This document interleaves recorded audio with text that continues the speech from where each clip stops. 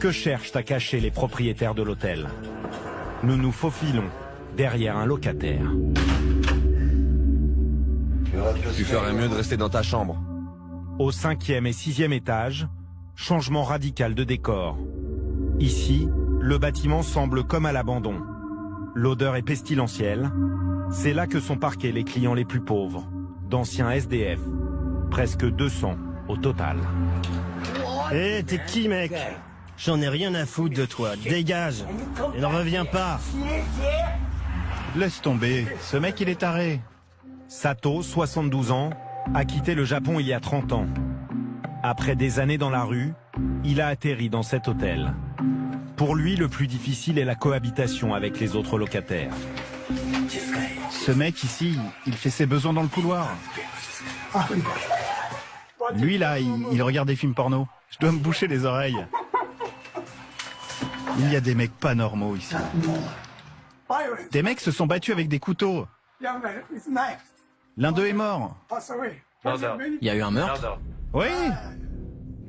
Les étages réservés à ces hommes miséreux sont une zone de non-droit.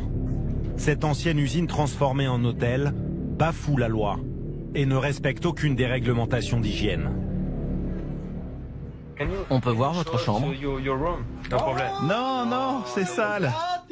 Non, j'ai honte. Contrairement aux touristes qui ne restent que quelques jours, Sato vit ici depuis 5 ans. Pour 13 $ par nuit. Bon, ok, entrez. Oh, j'ai honte. C'est une chambre de fou.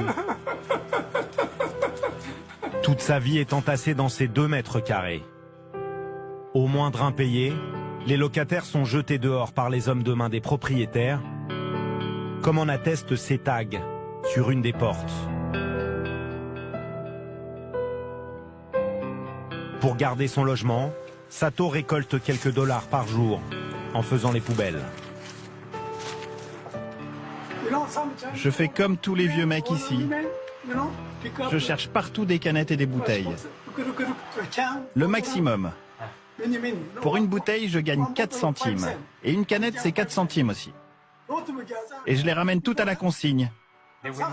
En une journée, je peux me faire 20 $. En moyenne, il ne reste que 4 € par jour à Sato pour vivre. Malgré tout, il s'estime chanceux d'avoir un toit et de ne plus être persécuté par les policiers. Hey, salut les flics! Si on fait n'importe quoi, ils nous arrêtent. Moi, je suis honnête. Il y a 30 ans, Sato débarquait aux États-Unis des rêves plein la tête. Il espérait fonder une famille et vivre de sa passion, la peinture. Aujourd'hui, il se contente de survivre. Le rêve américain, il y a des gens qui réussissent. Moi, en arrivant, je peignais. Je voulais être un artiste. Mais je ne suis pas Léonard de Vinci. Il reste un seul espoir à Sato. Tenter de mettre suffisamment d'argent de côté pour partir rejoindre un jour sa famille, restée au Japon. De retour à l'hôtel, nous voulons demander au gérant comment il justifie ces 2 étages insalubres où se concentre la misère de la ville. Juste 2 questions. Que pensez-vous des conditions de vie de ces personnes? Veuillez partir, s'il vous plaît. Pourquoi vous ne voulez pas parler? Je n'ai pas envie, c'est tout. S'il vous plaît. Partez. Ni le gérant, ni le propriétaire n'accepteront de répondre à nos questions. Quant au service d'inspection de la ville, il ne semble pas vouloir se saisir du dossier. Les autorités préfèrent fermer les yeux sur cet hôtel de la honte.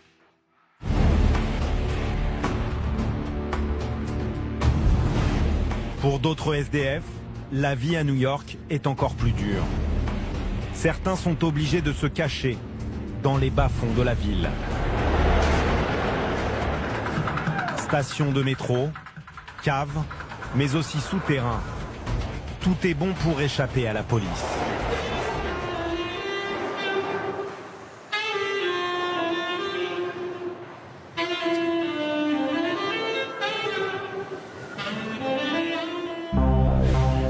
Steve est un explorateur urbain de 33 ans. Il parcourt la planète depuis plusieurs années pour pénétrer dans les zones les plus inaccessibles des grandes villes. Je dois d'abord aller repérer, voir s'il n'y a pas des policiers qui pourraient me voir entrer. Si la police me voit, je serai arrêté et passerai de 1 à 3 nuits en prison. Avec Steve, nous allons tenter de découvrir la face cachée de New York. Celle que les autorités nous interdisent de filmer. 30 mètres sous terre. En pleine nuit, nous pénétrons dans un monde parallèle. Celui des souterrains qui parcourent les 1000 km de voies ferrées dans les entrailles de la ville. Si jamais on voit quelqu'un au loin, on éteint les lumières et on se met sur le côté immédiatement. Chassés de la surface par les autorités, une centaine de sans-abri vivraient éparpillés au milieu des galeries, invisibles pour les New-Yorkais. Ici règne la loi du plus fort. Meurtre ou règlement de compte à l'arme blanche ne sont pas rares. Lors d'une de ses précédentes expéditions, Steve a fait une découverte qui lui a glacé le sang. Des gens meurent ici, et je le sais parce que j'ai déjà trouvé un corps. C'est ici que vivait José. C'est l'un des mecs que je connaissais le mieux. Il y a quelques années, des gens ont mis le feu à ses affaires. Malgré les risques, Steve descend dans ses souterrains tous les 6 mois environ. D'après lui, les sans-abri se font aujourd'hui plus discrets, cachés toujours plus profond dans les tunnels, dissimulés derrière des murets.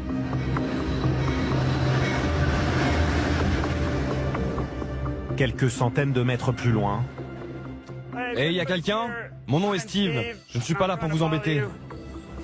Nous apercevons une silhouette, une vieille connaissance de Steve. Salut Miguel. Qui est là? C'est Steve? Je suis content de te voir. Je te vois à peine.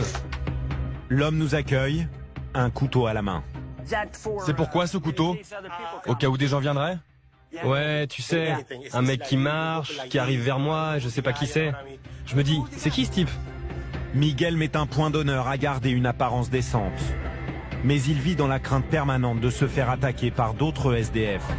Il est aussi à l'affût des conducteurs de train qui pourraient l'apercevoir et le dénoncer aux policiers. Attends. Éteins la lumière de la caméra. Il y a le train.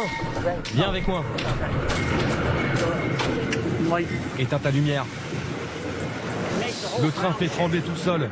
Je me souviens d'une fois, le train a coupé les pieds de quelqu'un. Ses jambes dépassaient. Et voilà, ça a coupé à ce niveau-là.